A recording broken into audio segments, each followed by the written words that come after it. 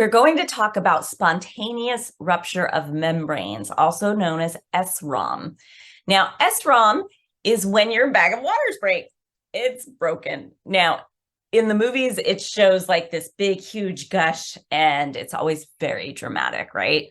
That's generally not how it happens. For most people, it will be like a popping sensation, almost like a balloon pop, not that loud, but it'll kind of feel like that pop. And then you'll start to feel a gush. It will generally be like a continuous trickle of sorts. I personally believe that having things like adult diapers or size 1 or 2 infant diapers is a great idea, because when your bag of water breaks, water will continue to leak. Like there's no stopping it. There's no holding it. There's nothing that you can do. And so if you put on an adult diaper, or if you put on a baby diaper right there in your panties, then you're going to be protected a little bit. Sometimes it comes out so fast though after that break, like it just keeps coming and coming and coming. So be prepared for that.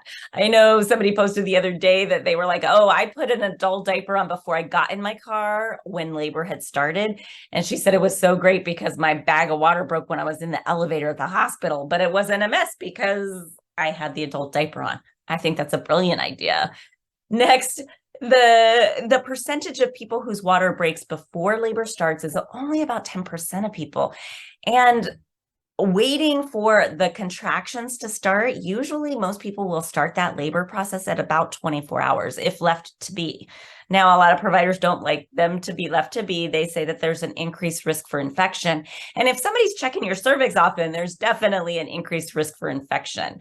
If they're not checking your cervix and they keep their hands out, actually your risk for infection is about the same. Now, if your bag of water breaks and you actually have tested positive for GBS, it is definitely important to let your provider know. And they're likely going to want you to come to the hospital right away, just so that you can start your antibiotic treatment. The reason being is most babies that deal with group beta strep infections are actually babies whose moms have their bag of waters ruptured longer, because that group beta strep infection is ascending, meaning it goes from the vaginal canal up into the uterus and infects the baby that way. So we really want to keep those vaginal exams with group beta strep positive moms down to a minimum. And you'll want to get those antibiotics started if that's what you're choosing to do. If you are group beta strep positive, make sure you're not getting in the tub or having anything in the vagina at all after your water breaks, okay? Now, the things you want to look at when your bag of waters breaks, this is an acronym of COAT. C stands for color. What is the color? Is it clear, pink, bloody, yellow, green, or really dark? All of those can signify something different. Clear and pink tinge, not a big deal. You definitely want to know or notify your provider if you have red, get to the hospital as soon as possible. Yellow, green, notify them. And dark, definitely get to the hospital right away. The dark and the blood are very concerning, so we want to get baby on the monitor as soon as possible, okay? The O stands for odor. Is there an odor? Does it just smell like a human body fluid? It doesn't smell like pee and you don't really know what it smells like, but it's not like foul? Or does it smell foul? Like, oh, something's not right. There's some kind of infection brewing. A stands for amount. Is it a trickle or is it a huge gush? And T stands for time. What time did your bag of water break? We really want to know this because we want to kind of keep track of the risk of infection for the newborn. And if we know how long your water was broke prior to delivery, that gives us important information. Now, some providers want you to come to the hospital as soon as your water breaks. So your water breaks, they're like, get dressed and come on in. Others are like, take a shower and take your time. And then there are others that are like, you know what? Once your contractions start, come on in. If your contractions haven't started in 12 to 18 hours, I want you to come in anyway, and we'll see if we need to start doing anything. So make sure you speak with your provider during your prenatal visit so you know what it is they want you to do. And if you're not sure and you can't get a hold of your provider, call the hospital and see what your hospital recommends. I want to go back and mention that if you have a color to your fluid, if it's yellow, green, or really dark, what that means is the baby has passed meconium. Meconium is the first poop of the baby. Okay. And it's very common to see meconium in babies over 40 weeks. Now, the yellow meconium isn't so worrisome. That's usually just because of the dates. The green can be more concerning, and the dark is very concerning. The reason meconium is concerning at some levels is because of the risk of what's called meconium aspiration syndrome.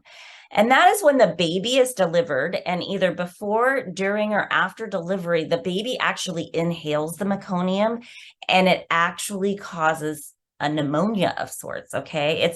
They inhale it and it gets in their lungs, and their lungs cannot function properly. And so then they need help.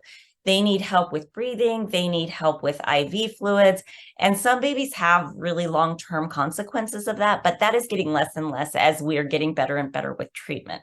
So if you do have meconium, if it's light, it's generally not concerning after the baby's head delivers, but before the body will suction out the nose and the mouth to prevent the baby from inhaling that, right?